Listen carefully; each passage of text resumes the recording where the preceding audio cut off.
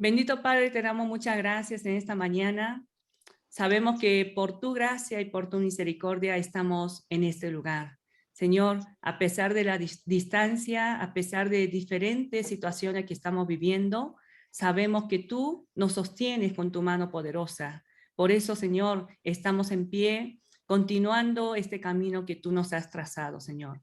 Gracias porque quizás en nuestra realidad hay muchas situaciones donde nuestro pensamiento, nuestra preocupación nos jala y a veces perdemos nuestra fe en ti. Señor, sin embargo, hoy nuevamente tú nos reúnes para que podamos escuchar tu palabra y que este tiempo, Señor, realmente en humildad podamos entregar nuestra vida, nuestro corazón, nuestros oídos para escuchar tu mensaje, Señor.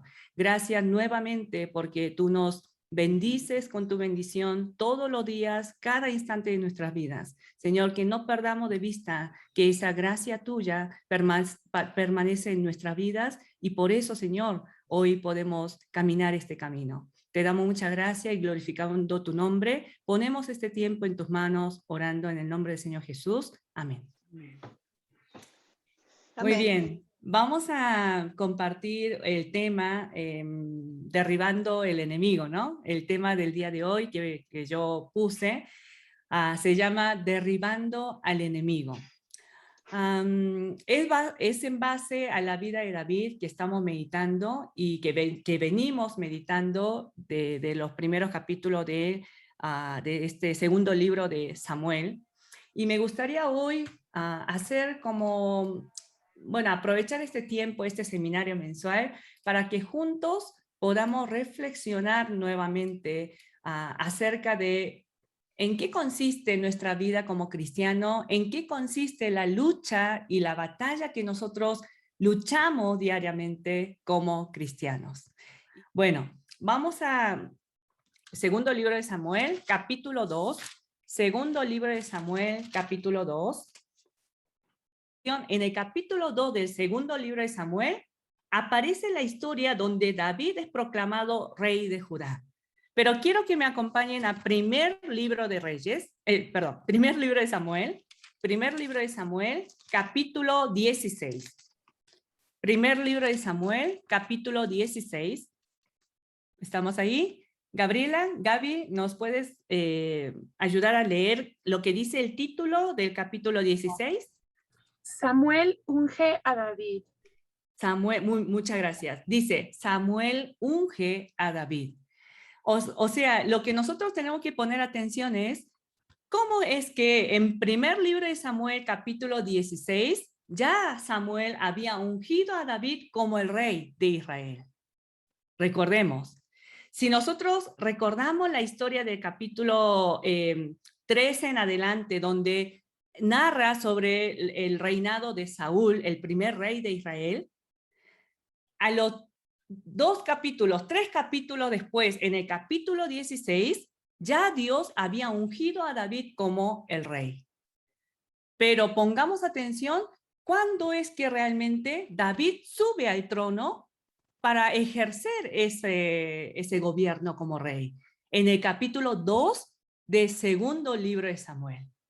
Entonces, aquí vemos algo extraño. ¿Cómo es que si Samuel ungió a David como rey en el capítulo 16 del primer libro de Samuel, ¿qué es lo que sucedió en todos esos capítulos 17, 18, 19 hasta el 31 del primer libro, hasta el primer capítulo del segundo libro de Samuel?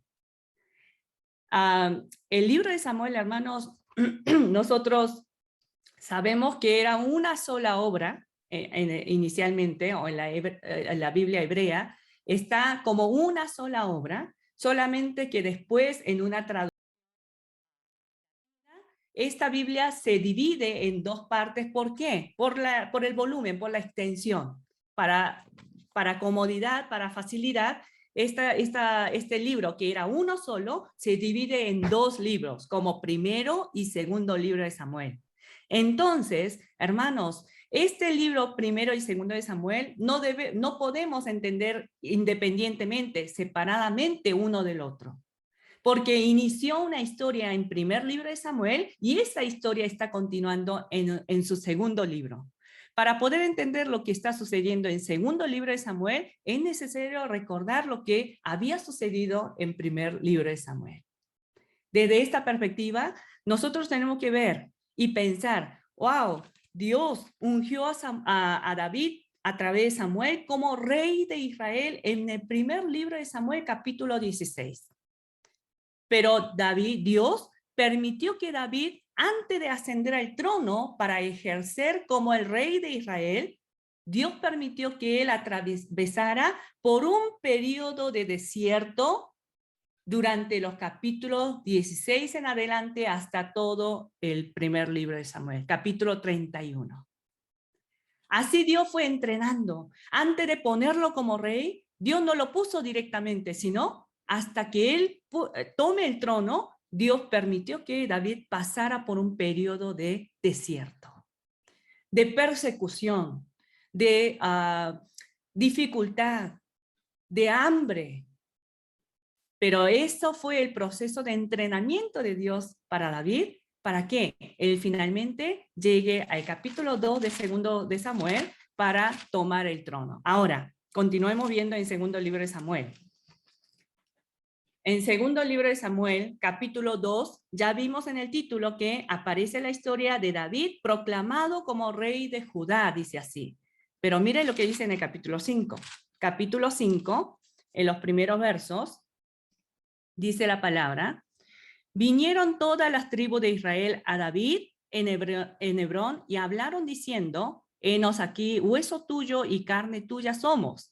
Y aún antes de ahora, cuando Saúl reinaba sobre nosotros, eras tú quien sacabas a Israel a la guerra y lo volvías a traer. Además, Jehová te ha dicho: tú apacentarás a mi pueblo Israel y tú serás príncipe sobre Israel. Vinieron pues todos los ancianos de Israel al rey en Hebrón, y el rey David hizo pacto con ellos en Hebrón delante de Jehová, y ungieron a David por rey sobre Israel. Era David de 30 años cuando comenzó a reinar, y reinó 40 años. En Hebrón reinó sobre Judá 7 años y 6 meses, y en Jerusalén reinó 33 años sobre todo Israel y Judá. Sí, ¿me siguieron? En el capítulo 2, David, cuando fue proclamado como rey de Judá, solamente la tribu de Judá había reconocido a David como el rey de ellos. Pero después, en el capítulo 5, recién es cuando David llega a ser el rey de todo Israel, las 12 tribus de Israel. Entonces, mire el periodo que David tuvo que pasar para que finalmente esa promesa, el cumplimiento de la promesa de Dios, de que Dios lo había elegido como rey, se cumpliera, ¿no? Hermanos, en esto no me voy a entrar en detalles porque no es el tema del día de hoy, pero sí es un tema que nosotros podemos reflexionar profundamente cada uno de nosotros.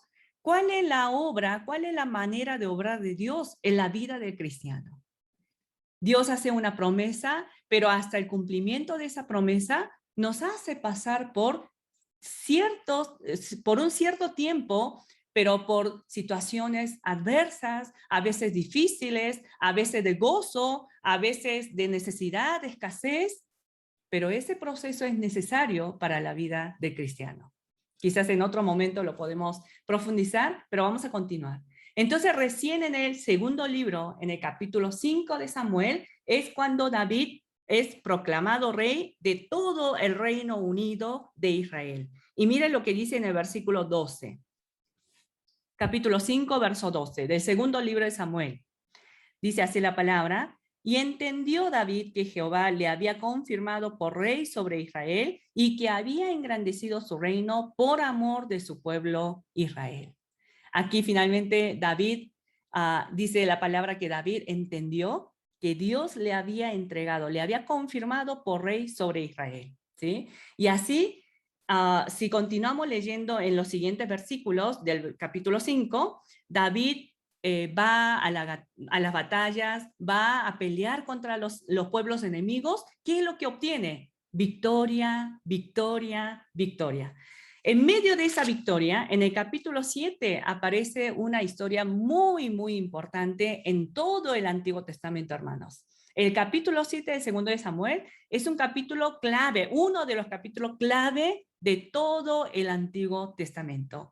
Así como nosotros recordamos en Génesis capítulo 15, donde Dios escoge a Abraham para que a través de Abraham Dios levantara una nación muy grande, un pueblo numeroso, un pueblo salvo. Ese pacto que Dios hace en el Génesis capítulo 15, aquí se vuelve a repetir el pacto de Dios ahora con ¿quién? Con David. Bueno, en ese pacto no voy a leer todo, vamos a leer el versículo 10 y 11 nada más, dice la palabra.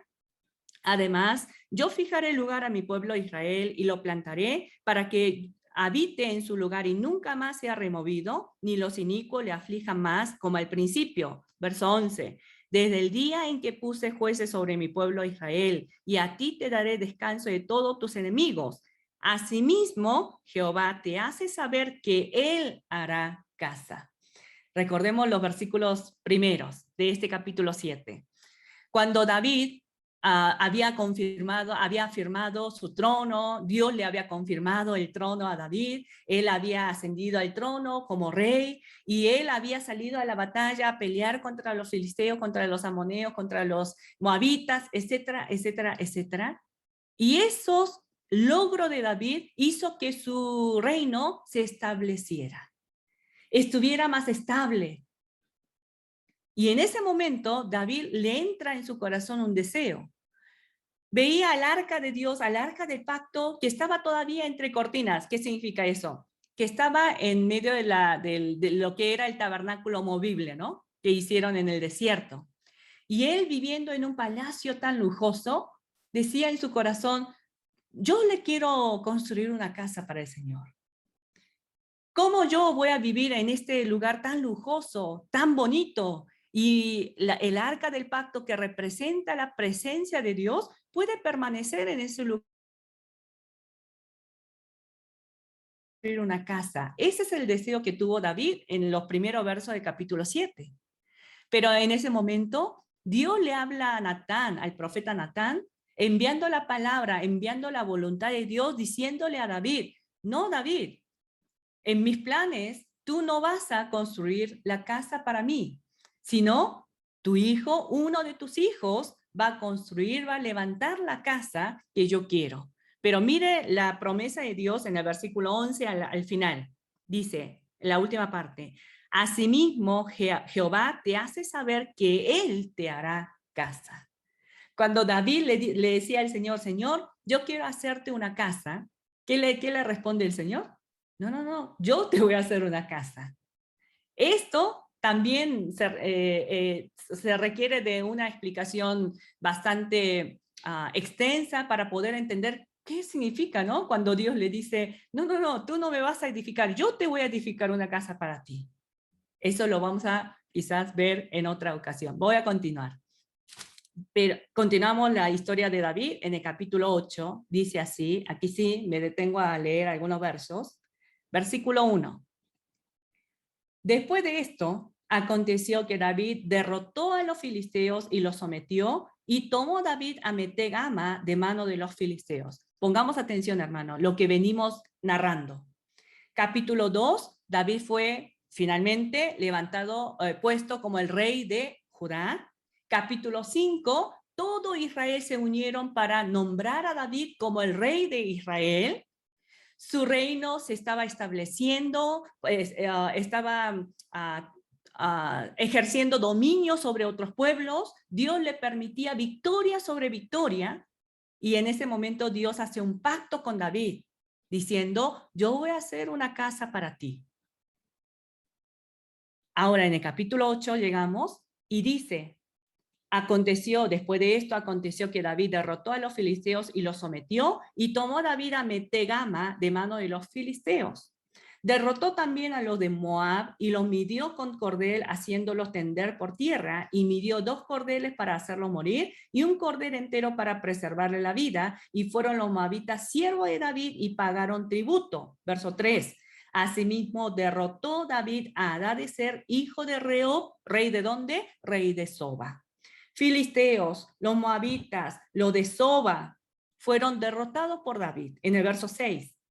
Puso luego David guarnición en Siria de Damasco, y los sirios fueron hechos siervos de David, sujetos a tributo. Verso 12. De los sirios, de los moabitas, de los amonitas, y de los filisteos, de los amalecitas, y del botín de Hadadezer, hijo de Rehob, rey de Soba. O sea, está resumiendo todos los triunfos, todas las victorias de David, a través de mencionar en el versículo 12, los nombres de las naciones. Versículo 13. Así ganó David fama. Cuando regresaba de derrotar a los sirios, destrozó a 18,000 edomitas en el Valle de la Sal. 14. Y puso guarnición en Edom. Por todo Edom puso guarnición, y todos los edomitas fueron siervos de David, también los edomitas. La última parte, ahí así como están sin micrófono, vamos a leer juntos, dice la última parte del verso 14. Y Jehová dio la victoria a David por donde quiera que fue. Voy a leer también el verso 6 en la última parte. Versículo 6 que no leímos, la segunda parte dice, y Jehová dio la victoria a David por donde quiera que fue. Hermanos, ¿cómo estaba siendo la vida de David? De victoria en victoria. Invencible. Cuando él, después de haber pasado todo ese proceso del desierto, de preparación, de entrenamiento de Dios a través de Saúl, finalmente, creo que ese periodo que David vivió, desde el ungimiento por Samuel hasta que él llegara al trono, más o menos los comentaristas calculan que había sido unos 13 años. Imagínense, hermanos, ¿no? 13 años perseguido por Saúl, viviendo en cuevas, en el desierto, pidiendo alimento, ¿no? Porque no tenían. Así, ese periodo fueron 13 años. Finalmente, en segundo libro de Samuel, él llega a ser el rey.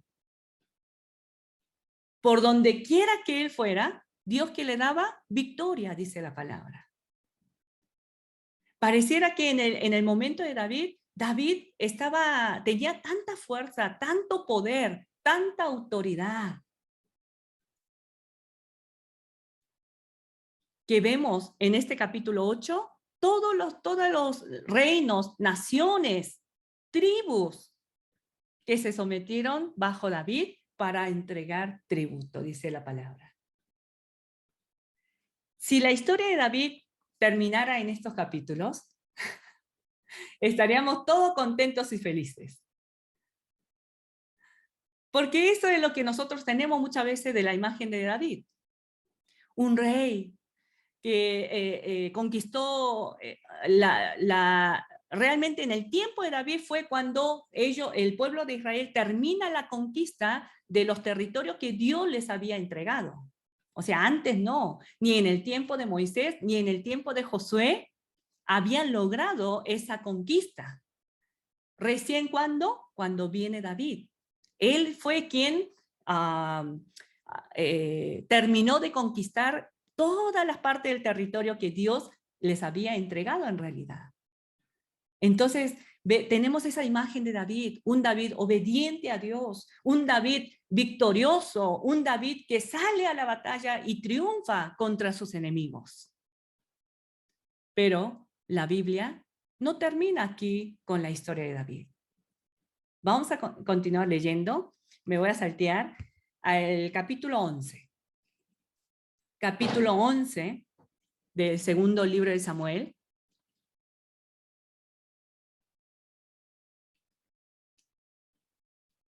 Dice la palabra en el versículo 1. Aconteció al año siguiente, en el tiempo que salen los reyes a la guerra, que David envió a Joab y con él a sus siervos y a todo Israel, y destruyeron a los amonitas, sitiaron a Rabá, pero David se quedó en Jerusalén. Aquí vamos a detenernos un poquito. Versículo 1, capítulo 11, comienza diciendo que aconteció al año siguiente, en el tiempo que salen los reyes a la guerra, que David envió a Joab y con él, Joab era el general, ¿no?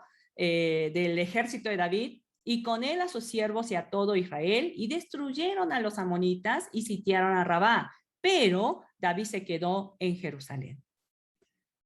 Ustedes cuando meditaron en estos capítulos, en este capítulo 11, se detuvieron a pensar por qué la Biblia mencionará o iniciará este capítulo con estas palabras, diciendo que era el tiempo de la guerra. Era el tiempo donde justamente los reyes estaban saliendo a la batalla. Pero ¿qué hizo David? Dice que se quedó en Jerusalén. Bueno, ahí le dejo para que lo mediten. Continuamos, dice en el verso 2. Y sucedió un día, al caer la tarde, que se levantó David de su lecho y se paseaba por el terrado de la casa real y vio desde el terrado a una mujer que estaba bañando, la cual era muy hermosa. Envió David a preguntar por aquella mujer y le dijeron, aquella es Betsabé, hija de Eliam, mujer de Urías, Eteo. Y envió David mensajeros y la tomó y vino a él y él durmió con ella. Luego ella se purificó de sus inmundicias y se volvió a su casa. Y concibió la mujer y envió a hacerlo saber a David diciendo, estoy encinta. Entonces David envió a decir a Joab, envíame a Urías Eteos, y Joab envió a Urías a David. Cuando Urías vino a él, David le preguntó por la salud de Joab y por la salud del pueblo y por el estado de la guerra. Después dijo David a Urías, desciende a tu casa y lava tus pies. O sea, ¿qué significa eso? ¿Que se lave los pies? Esto dice los comentaristas que se está refiriendo a tener relaciones sexuales con la esposa, ¿no? Entonces le dice David, Urías, desciende a tu casa y duerme con tu esposa. Eso es lo que le está diciendo. Y saliendo Urías de la casa del rey, le fue enviado presente de la mesa real. Mas Urías durmió a la puerta de la casa del rey con todos los siervos de su señor y no descendió a su casa. E hicieron saber esto a David diciendo, Urías no ha descendido a su casa. Y dijo David a Urías, ¿no has venido de camino? ¿Por qué pues no descendiste a tu casa? Y Urías respondió a David, el arca de Israel y Judá están bajo tienda y mi señor Joab y los siervos de mi señor en el campo. ¿Y había yo de entrar en mi casa para comer y beber y a dormir con mi mujer? Por vida tuya y por vida de tu alma, que yo no haré tal cosa. ¿Cómo está sucediendo las cosas? David tenía planes, ¿no? Tenía planes. Había cometido un grave pecado, pero para cubrir ese pecado, ¿qué hace? Está tramando otras situaciones para que Urías, para echarle para echar la bola a Urías, ¿no? ¿Para qué? Ese hijo que está, ese bebé que estaba en el vientre de la mujer, crean que sea de Urías, pero ninguna de sus planes sale así como él había pensado. En el versículo 2, y David dijo a Urías, quédate aquí aún hoy y mañana y te despacharé. Y se quedó Urías en Jerusalén aquel día y el siguiente. Y David lo convidó a comer y a beber con él hasta embriagarlo. Y él salió a la tarde a dormir en su cama con los siervos de su señor, mas no descendió a su casa. Venida la mañana, escribió David a Joab una carta, la cual envió por mano de Urías, y escribió en la carta diciendo, poned a Urías al frente en lo más recio de la batalla y retiraos de él para que sea herido y muera. Así fue que cuando Joab sitió la ciudad, puso a Urías en el lugar donde sabía que estaban los hombres más valientes. Y saliendo luego de lo de la ciudad, pelearon contra Joab y cayeron algunos del ejército de los siervos de David, y murió también Urías Eteo. Me voy a detener ahí. Hermanos, me gustaría que en esta parte nosotros podamos recordar de un punto muy importante al leer la Biblia. Es algo que yo cada vez que comparto algún libro del Antiguo Testamento, especialmente los libros históricos, les menciono a los alumnos y poniendo como, o sea, un entendimiento, un conocimiento previo antes de entrar a leer la Biblia, es lo siguiente. La Biblia no tiene la intención de presentar a los personajes humanos como los héroes de la fe. Recordemos esto. ¿Quién es el protagonista de toda la historia bíblica? No es ningún hombre, no es ningún ser humano, no es Abraham, no es David, no es Moisés, no es Samuel. Porque si la Biblia tuviera la intención de heroizar a algún personaje, David debería de ser uno de ellos, ¿no? Y en muchas ocasiones, al poner nuestra atención en cómo fue David, en sus logros, en sus victorias, y eso es lo que enseñamos también a los niños, a los adolescentes, a las personas, la imagen de David que nosotros muchas veces tenemos solamente se limita en eso. Pero la Biblia, así como presenta la victoria de David, está presentando un pecado terrible que cometió David también. ¿Dónde tiene que estar puesta nuestro interés, nuestra perspectiva cuando nosotros leemos y estudiamos la Biblia? La Biblia, hermanos, tiene la finalidad de mostrarnos quién es Dios y cómo ese Dios está actuando en la vida del pecador. Entonces, no es simplemente, vamos a recibir enseñanza de David. David hizo esto, David hizo lo otro, David obedeció a Dios. Muy bien, sí, es verdad. Pero ahí no debería de estar nuestro interés, el enfoque principal de ver la historia bíblica. La historia bíblica desea dar testimonio de un Dios vivo, que está actuando, que está obrando en la vida de un pecador. A veces permite victorias, pero también otras veces, como en este caso, nosotros vemos claramente cómo actúa Dios en la vida de David en este momento. ¿Qué pudo haber hecho Dios? Pudo haber detenido, ¿no? Que David cometiera ese gran pecado. Pudo haber detenido Dios que David planificara que Urías muriera en la batalla, ¿o no? Pensemos, hermanos. ¿Qué culpa tuvo Urías para morir de esa manera en la batalla? Nosotros en el tiempo de la meditación bíblica tenemos que tomarnos un tiempo suficiente para poder profundizar en la reflexión de quién es Dios, cómo es el Dios a quien nosotros estamos creyendo. No en lo visible nada más, porque en esta historia, más adelante sí, pero hasta aquí Dios no interviene.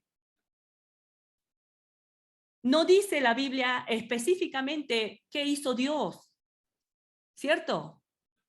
Pero por eso no podemos encontrar nada de Dios. No. ¿Saben cómo es Dios en este pasaje?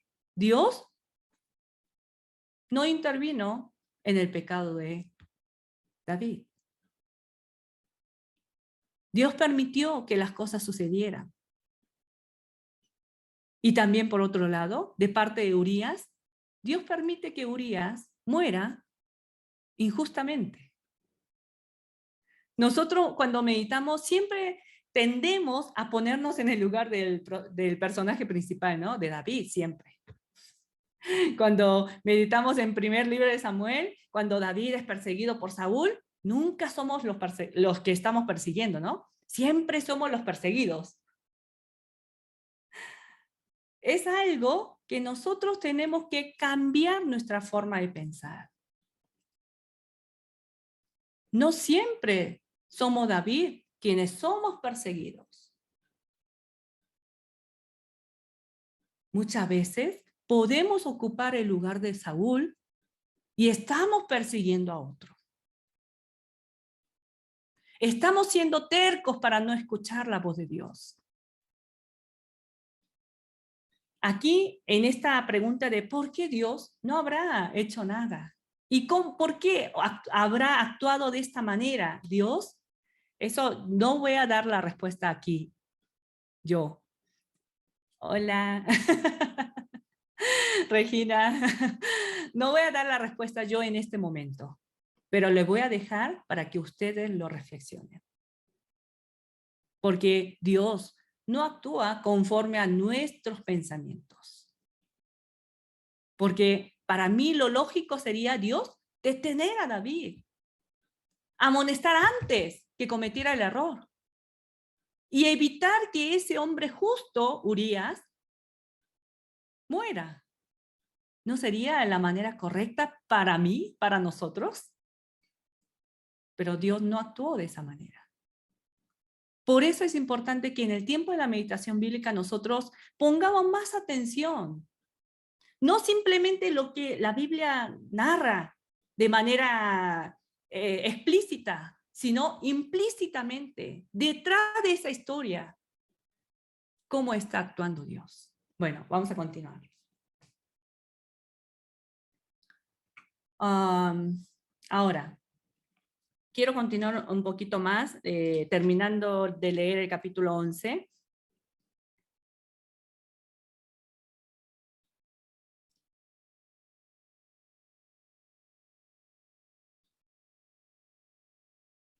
Capítulo 11, habíamos dejado en el versículo 17. Voy a volver a leer el 17. Y saliendo luego lo de la ciudad, pelearon contra Joab y cayeron algunos del ejército de los siervos de David, y murió también Urías Eteo.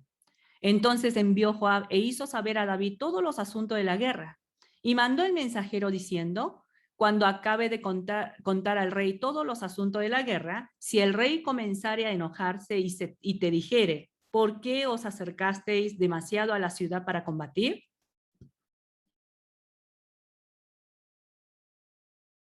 ¿Quién hirió a Abimelech, hijo de Jerobbaal? ¿No echó una mujer del muro un pedazo de una rueda de molino y murió en Tebes? Está citando un acontecimiento en Jueces, ¿no? ¿Por qué os acercasteis tanto al muro? Entonces tú le dirás: también tu siervo Urías Eteo es muerto. Fue el mensajero y llegando, contó a David todo aquello a que Joab le había enviado. Y dijo el mensajero a David: prevalecieron contra nosotros los hombres que salieron contra nosotros al campo, bien que nosotros les hicimos retroceder hasta la entrada de la puerta. Pero los flecheros tiraron contra tu siervo desde el muro, y murieron algunos de los siervos del rey, y murió también tu siervo Urías Eteo. 25. Y David dijo al mensajero: así dirás a Joab: no tengas pesar por esto, porque la espada consume, ora a uno, ora a otro. Refuerza tu ataque contra la ciudad hasta que la rindas, y tú aliéntale. Hasta aquí, ¿cómo es David? Oyendo la mujer, en el verso 26, de Urías, que su marido Urías era muerto, hizo duelo por su marido, y pasado el luto envió David y trajo a la casa, y fue ella su mujer y le dio a luz un hijo. Mas esto que David había hecho fue desagradable ante los ojos de Jehová. Hermanos, en este capítulo 11, si esta historia le contara a alguien que no conoce esta historia de David, le contara a alguien, comparado con los capítulos anteriores, creo que ninguno se imaginaría que sería la misma persona, ¿no? En los capítulos anteriores, ¿cómo es David en relación con Dios? Iba a salir a pelear contra los filisteos, va con Dios y le pregunta: Señor, ¿he de ir a pelear? Cuando Dios le daba la respuesta: sí, ve a pelear, porque yo he entregado en tus manos, era cuando David salía a pelear. O sea, vemos un David que estaba constantemente en una relación tan estrecha con Dios, que todas las cosas que él hacía, todas las decisiones que él tomaba, no lo tomaba por su propia cuenta. Él lo consultaba con Dios. Es el modelo de un buen cristiano. Pero ese mismo David, ahora en este capítulo, donde vemos que tenga en cuenta a Dios, que tema a Dios en sus decisiones, en sus palabras, él está totalmente cegado, ¿no? Vemos un David que está cegado totalmente y solamente está pensando en cómo encubrir el pecado que él había cometido. Es increíble esta diferencia. Pero nosotros aquí tenemos que reconocer algo. Este David de los capítulos anteriores es el mismo David del capítulo 11. Cualquiera de nosotros también podemos caer en esta situación del capítulo 11. Así de débiles somos nosotros. Y así de terrible, así en un pecado tan terrible, podemos cometer, podemos caer en cualquier momento, cualquiera de nosotros.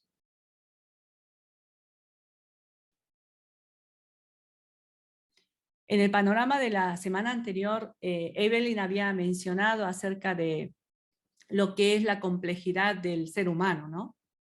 Nosotros muchas veces calificamos a las personas como blanco o negro, el bueno y el malo. Pero la Biblia presenta la realidad del ser humano. Ese David que es tan bueno,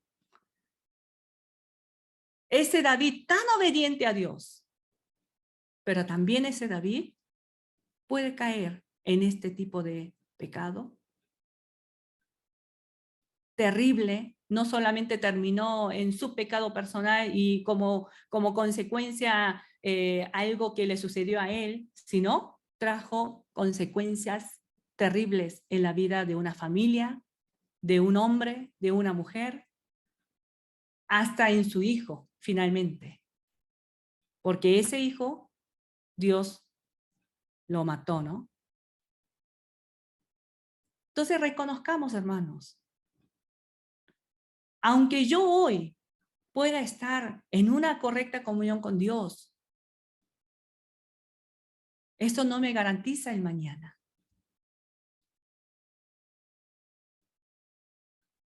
Por eso Pablo, ¿no? En el Nuevo Testamento dice, por eso yo lucho cada día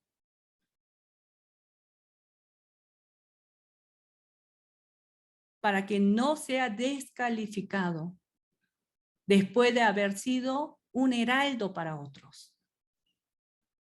Creo que es una enseñanza muy importante que podemos encontrar aquí, ¿no? Ahora, quiero que pensemos en esto siguiente. Finalmente aquí en el capítulo 11 ocurre algo lamentable en la vida de David y nosotros venimos buscando algunos pasajes donde vinimos leyendo las victorias de David. Pero esas victorias contra reinos poderosos, contra reyes de unas naciones, porque no es cualquier cosa Edom, no es cualquier cosa Filisteo, no es cualquier cosa Siria, eran reinos de aquel momento. Reinos poderosos con sus propios ejércitos. Pero contra aquellos enemigos externos, David, ¿qué hizo? Triunfó, tuvo victoria, peleó y ellos fueron derrotados. Pongamos atención. Pero, ¿en qué David fue derrotado. ¿En qué enemigo? ¿Ante qué enemigo David fue derrotado? Ese David tan valiente, ese guerrero tan valiente, él fue derrotado ante un enemigo interno. Grandes reinos, grandes imperios, grandes reyes con sus ejércitos. David lo derrotó todo. Pero, lamentablemente, David fue derrotado ante el enemigo interno. De sus pasiones, de sus deseos carnales. Aquí yo quería llegar el día de hoy. Quería llegar aquí para que nosotros juntos podamos reflexionar delante de la palabra.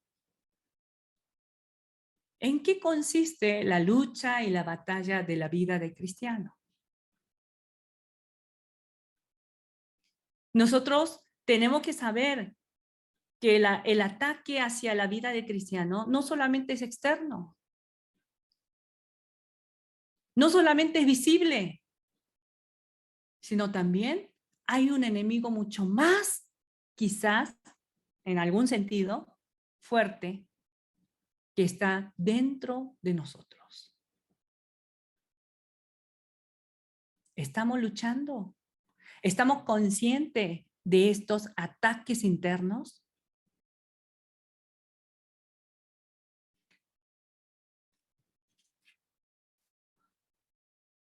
Me gustaría que vayamos al libro de Mateo. El libro de Mateo. Capítulo 10. Capítulo 10 de Mateo.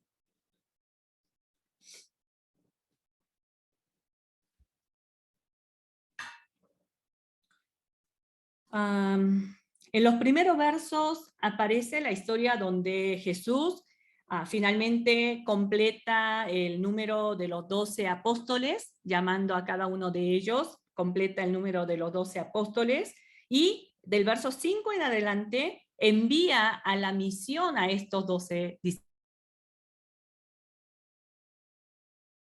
Dice lo siguiente que me pareció interesante y relacionarlo con lo que estamos viendo el día de hoy. Verso 5.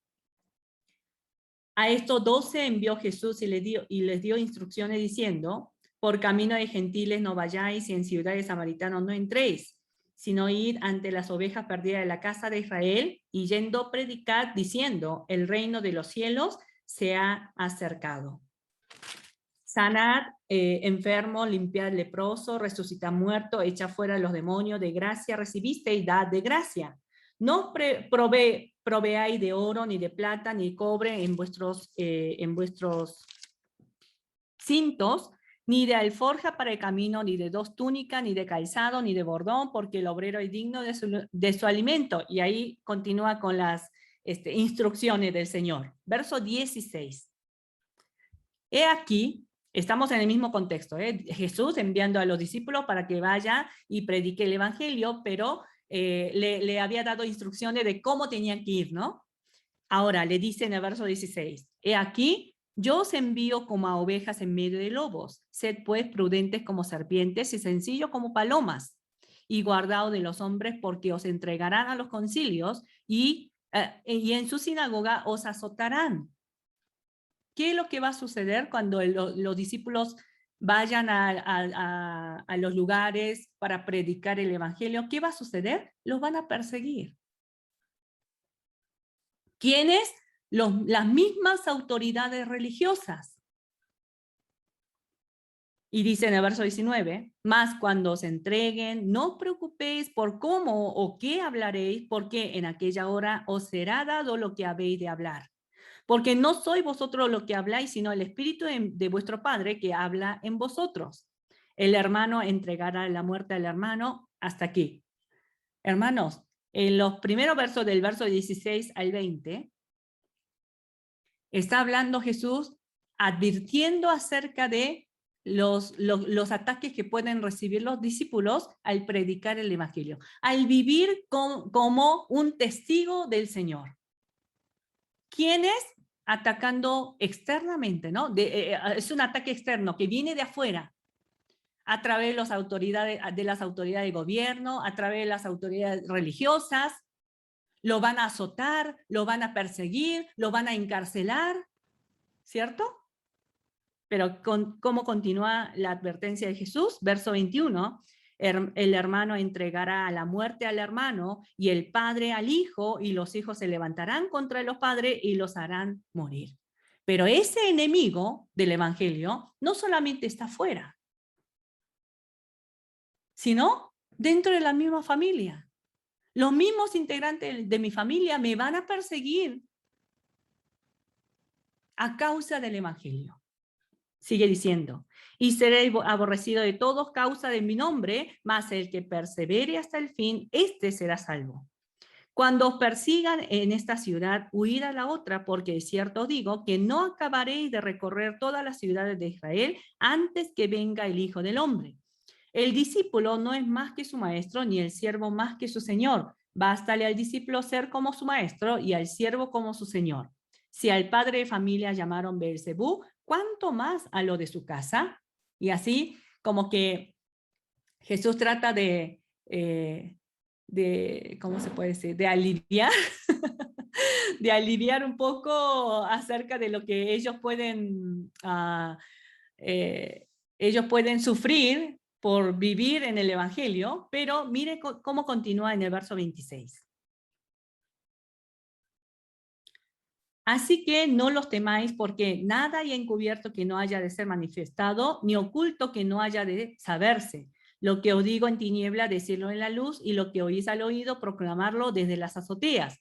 No temáis a lo que matan el cuerpo, mas el alma no puede matar. Temed más bien a aquel que puede destruir el alma y el cuerpo en el infierno. Vamos a leer el verso 34. No pensáis que he venido para traer paz a la tierra, no he venido para traer paz, sino espada. O sea, sí se entiende esto, ¿no? Jesús está diciendo, yo no vengo a traer paz. ¿Qué significa eso? Yo no vengo con el propósito de que todos se lleven bien con todos, sino el mismo evangelio que yo vengo a traer va a causar división, inevitablemente. Va a causar división porque nosotros que creemos en el evangelio vamos a vivir conforme a lo que dice el evangelio, pero el mundo va a estar en contra de ese pensamiento. Y dice en el verso 35, porque he venido para poner en disensión al hombre contra su padre, a la hija contra su madre, a la nuera contra su suegra, y los enemigos del hombre serán los de su casa, dice así. ¿Cómo comenzó la advertencia de Jesús? Con los ataques de las personas externas, fuera. Los gobernantes, los religiosos, etcétera. Tu vecino. Pero ese enemigo no solamente está fuera, sino está dentro de la misma familia. Puede ser padre, puede ser madre, puede ser hermano, hermana, pero no termina ahí. Verso 37. El que ama a padre o madre más que a mí no es digno de mí. El que ama a hijo o a hija más que a mí no es digno de mí. Vamos a leer juntos el verso 38-39. Y el que no toma su cruz y sigue en pos de mí no es digno de mí. El que haya su vida la perderá, y el que pierde su vida por causa de mí la hallará. Hermanos, ¿se dieron cuenta? Versículo 38 y 39. ¿De qué enemigo está hablando? El que no toma su cruz y sigue en pos de mí. ¿Qué es tomar la cruz de Cristo? Es negarse a sí mismo.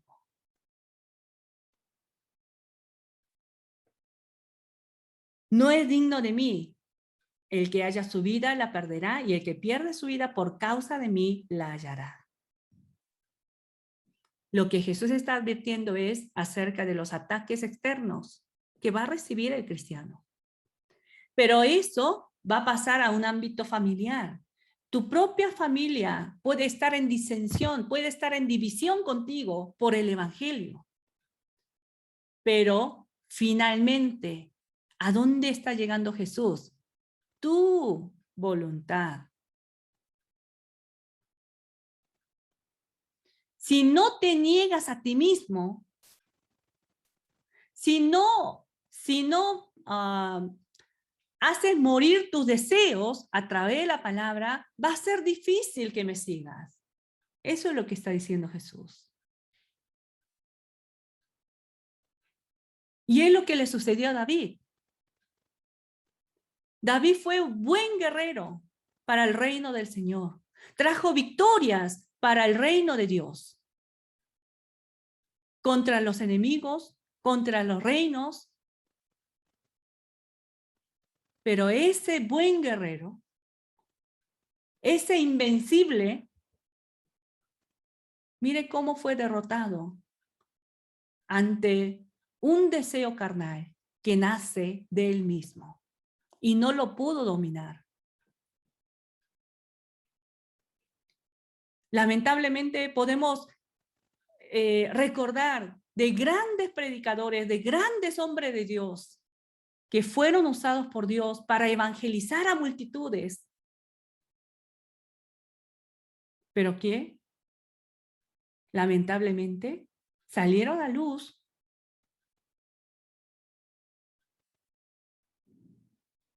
sus pecados en relación al sexo, sus pecados en relación a la ambición y a la codicia del dinero. ¿En qué fallaron? ¿En qué fueron derrotados? En ellos mismos, en sus deseos. Pero no hablemos de aquellos hombres conocidos, predicadores de renombre, sino pensemos en nosotros. Nosotros de la misma manera. Podemos ser buenos cristianos aparentemente, externamente. Podemos llevar un ministerio exitoso, podemos vivir una vida exitosa. Pero, ¿cómo estamos haciendo frente a los enemigos, al enemigo que está dentro de nosotros?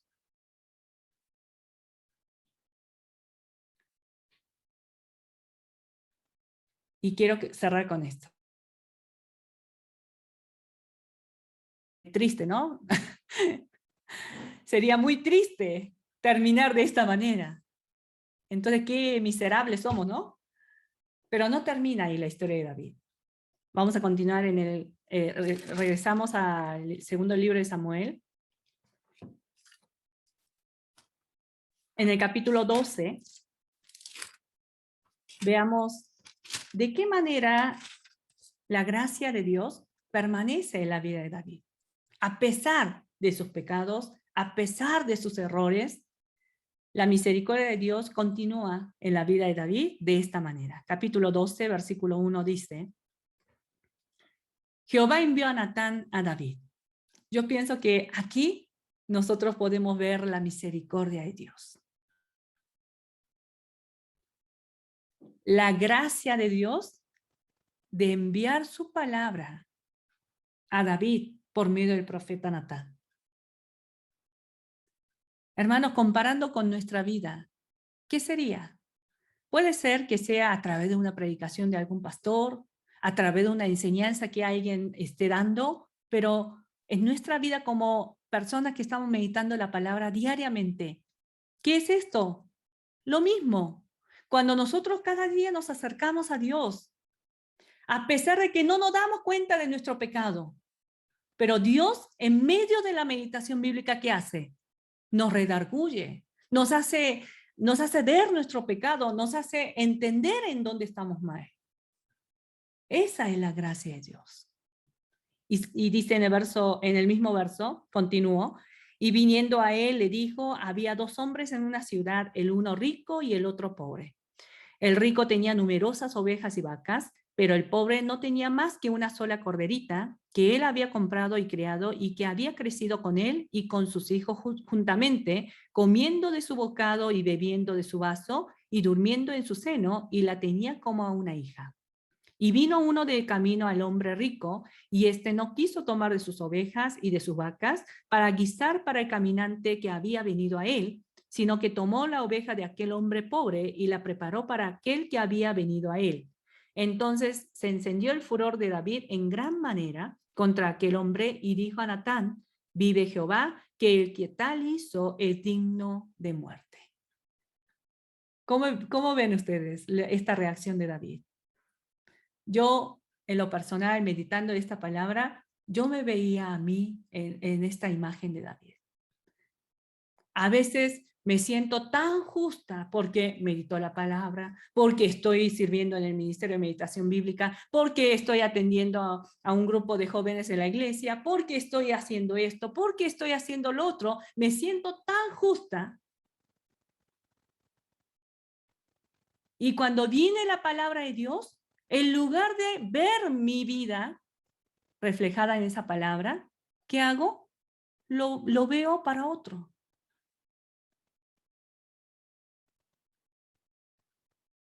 Esto es un peligro muy grande, los que estamos meditando en la palabra. Meditemos la palabra para nosotros, para usted, no para otro. Entonces, en el versículo, ¿dónde estamos? En el verso 7. Entonces dijo Natán a David: tú eres aquel hombre. Hermanos, esta es la función que hace la palabra de Dios. Tú eres aquel hombre.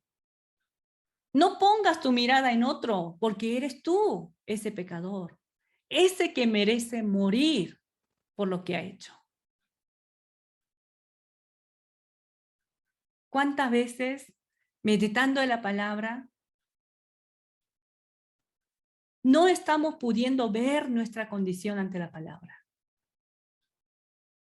Y siempre nos ponemos del lado del bueno, del que es perseguido, del que está sufriendo, no viendo, no entendiendo, no percibiendo mi condición real. La palabra de Dios actúa de esta manera en la vida de David. Eres tú ese que merece la muerte. Estamos permitiendo que la palabra de Dios nos hable de esta manera, nos confronte de esta manera. ¿O estamos meditando para acumular más conocimiento, para exhibir delante de otras personas cuánto conozco?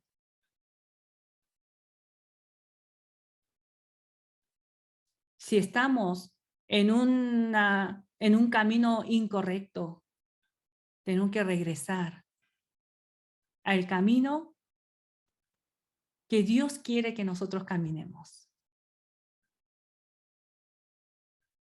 Si nosotros no permitimos que la palabra de Dios sea un espejo para mirarnos a nosotros mismos, aunque estemos meditando, aunque vayamos conociendo a Dios, no va a haber ningún cambio ni transformación en nuestra vida. Eso es más peligroso. Quizás sea más peligroso que una persona que no esté meditando en la palabra. O sea, no digo que por eso tengamos que dejar todos de meditar, ¿no? No es eso.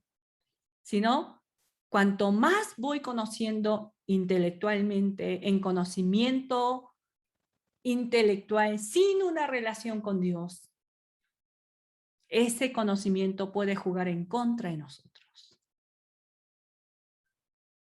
Nos va a hacer más soberbios, nos va a cegar los ojos para que no podamos mirar nuestra condición real delante del Señor, Siempre estaremos señalando a otros, juzgando a otros, condenando a otros, cuando la palabra en realidad nos quiere hablar a cada uno de nosotros. Eres tú.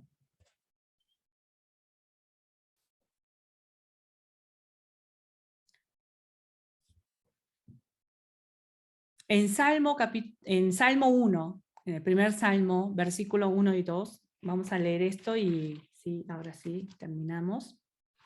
Salmo 1, versículo 1 y 2, dice así: Bienaventurado el varón que no anduvo en consejo de malos, ni estuvo en camino de pecadores, ni en silla de escarnecedores se ha sentado, sino que en la ley de Jehová está su delicia, y en su ley medita de día y noche. ¿Qué dice la palabra? Está describiendo quién es el bienaventurado. ¿El bienaventurado quién es? Es un varón que no anda en consejo de malos, que no camina en los caminos de los pecadores, ni se sienta en la silla de escarnecedores. Pero ¿saben? Para que yo no esté en esos lugares de pecado, para que yo no esté participando en esos pecados, no es que yo voy a hacer un esfuerzo especial para no hacer ciertas cosas, para no caer en esos pecados, sino ¿dónde está la clave? Para que yo no participe en esos pecados de manera natural, de manera natural, para que yo no sea participante de esos pecados. Nos dice el verso 2, sino que en la ley de Jehová está su delicia, y en su ley medita de día y noche. ¿Sí me explico lo que quiero decirles? La manera en que nosotros podamos permanecer fiel en un camino de obediencia a Dios no es haciendo un esfuerzo especial para no pecar esto, para no hacer lo otro, para no escuchar los consejos de los malos, no, sino activamente buscar la palabra del Señor, que la palabra de Dios sea un deleite para mí. Por eso recuerdo constantemente. Entonces, de manera natural, como consecuencia natural, yo ya no voy a participar en los consejos de malos, en el camino de los pecadores y en la silla de los escarnecedores. Es por esto, hermanos, es la importancia de la meditación bíblica. La meditación bíblica nos permite, nos lleva a qué condición nos encontramos. Para que habiendo entendido, habiendo reconocido mis errores, mis pecados, podamos tener una vez más la oportunidad de regresar a Dios en arrepentimiento. Entonces, un hombre justo delante de Dios no es alguien que no haya cometido ningún error. Hermanos, un hombre justo delante de Dios no es que no cometa ningún pecado. Nunca. No. Seguimos en nuestra lucha continua con nuestra carne. Y en ocasiones, como David, podemos caernos. Podemos tropezarnos. Pero ahí no está la importancia, sino la importancia viene después. Cómo reaccionamos ante la palabra que es enviada de parte de Dios. Oremos.